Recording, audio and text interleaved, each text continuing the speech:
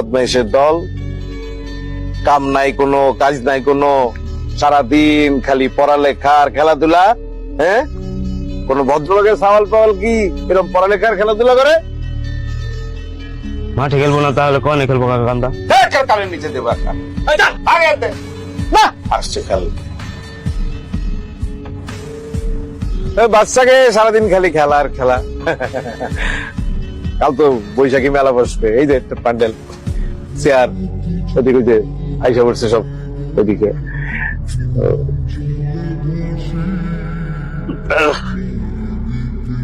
জালাল, মাঠ কি তোমাকে বাপের? আমি থাকতি এই জায়গায় জুয়ার আসর বসবেন, বাচ্চা কাচ্চার খেলা কিরা আটকায় সেটা আমি দেখ। আর কোন শান্তির ছেলে যদি আমার 25% অফার করে সে ঘরে ঘুরে দেবান।